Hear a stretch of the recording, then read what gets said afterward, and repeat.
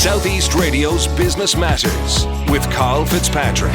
South East Radio.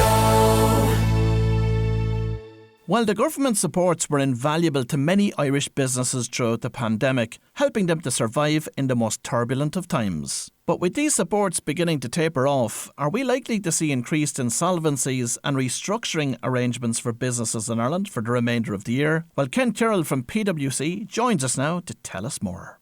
Ken, PwC recently completed research about insolvency and restructuring trends in Ireland, which indicated that Irish insolvencies remain at record low levels, but that a restructuring wave will hit Ireland later this year and into 2023.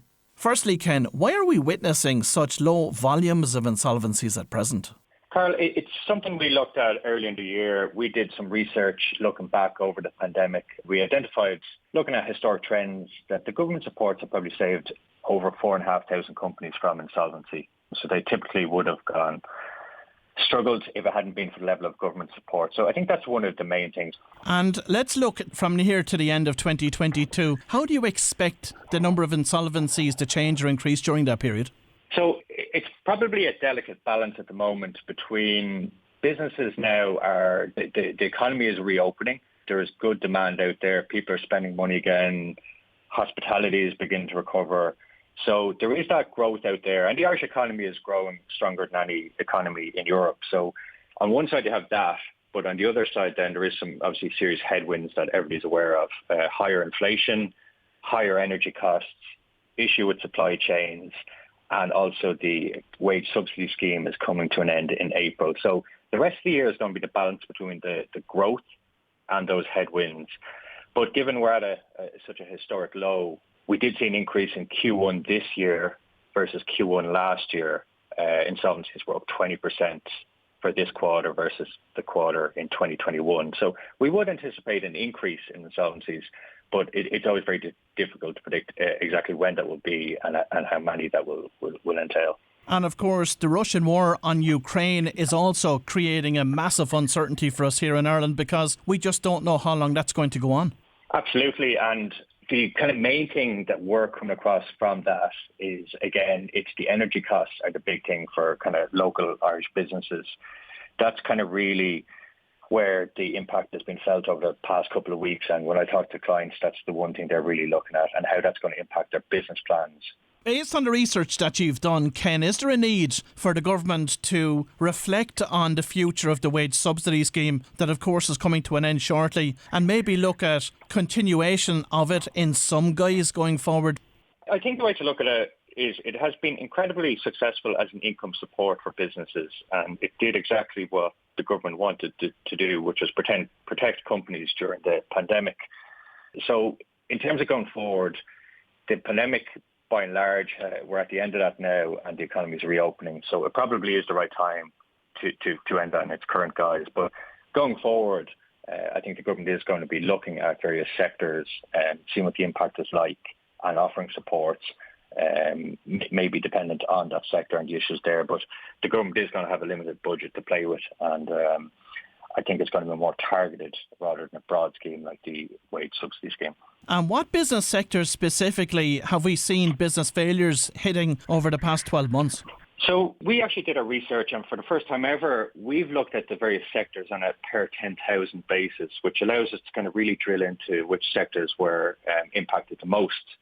And over the past couple of years, and especially in 2021, what stood out to us was the arts, entertainment and recreation was by far and away the most impacted sector over the past couple of years.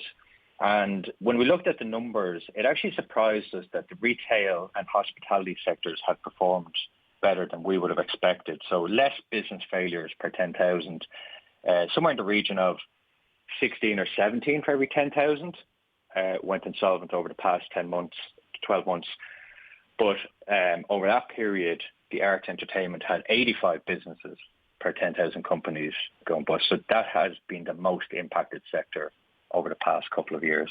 And of course, we've been hearing lots from the CIF in recent weeks about construction firms at a stage where some of them are dropping tools and leaving sites because some of these projects, both public and private, are just not feasible. So what is your research telling you about business failures within the real estate sector? Yeah, we actually saw a pickup in Q1 in the real estate sector in terms of the number of insolvencies. It jumped up the list, which we hadn't seen in 2021, but in Q1 we have seen it jump up the list in real estate. It was actually had the highest number of insolvencies per 10,000 of any sector in Q1. And again, what we're seeing there, as you say, is there's a massive cost inflation across the board, and it's the ability of contractors and builders to pass that on then.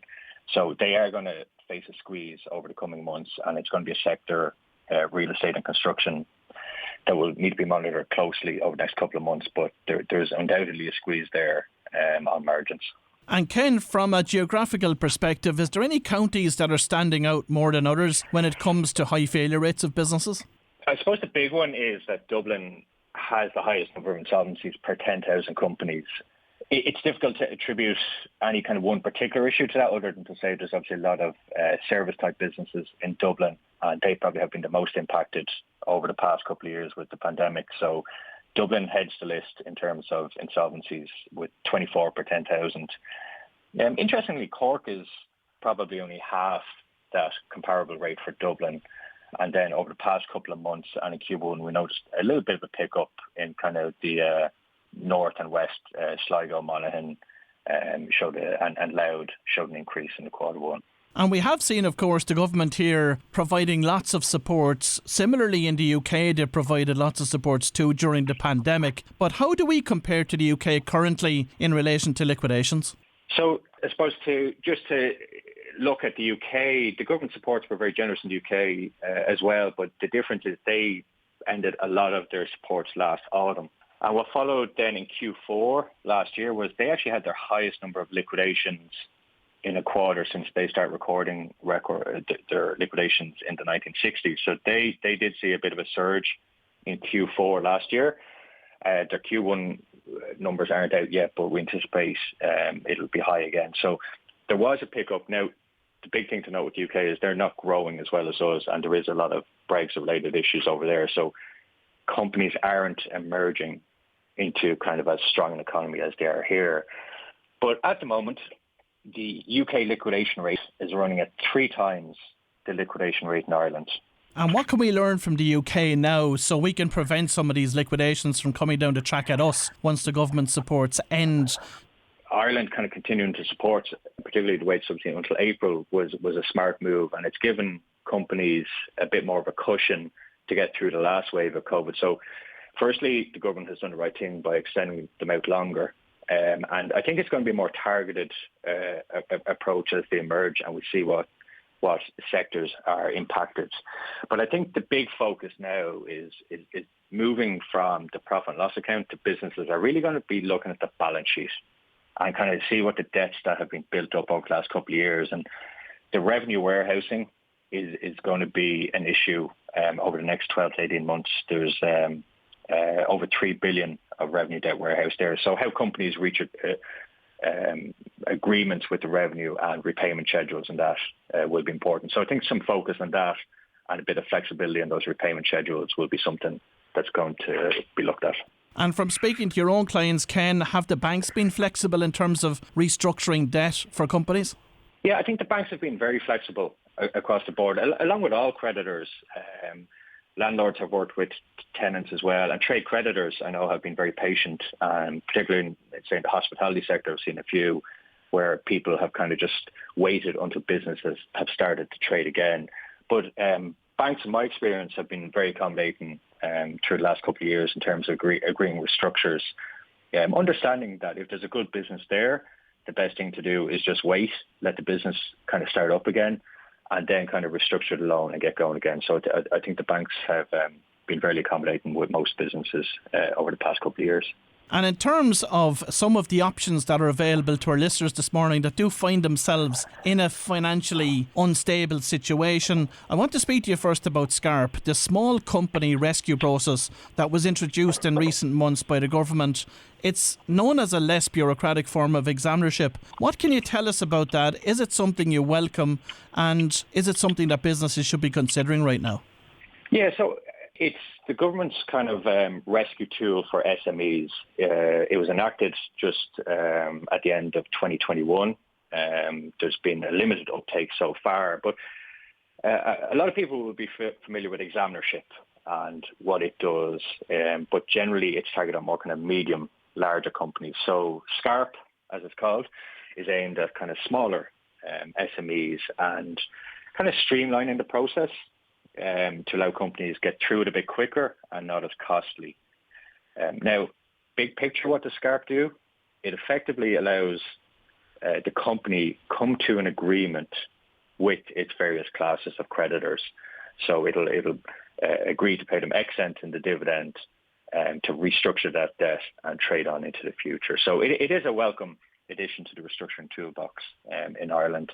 And for businesses that feel they just can't, they look at the balance sheet and they can't figure out how they're going to repay all the debts, or they're coming under pressure from various creditors, they're going to look like processes such as SCARP and examinership. And are you expecting many receiverships later this year? And what could businesses do now to prevent that from happening? Receiverships will be banks or lenders enforcing on their security. And the best thing anybody can do to prevent that is to engage with their lender. So the last thing to do is kind of put your head in the sand and try to ignore the issues.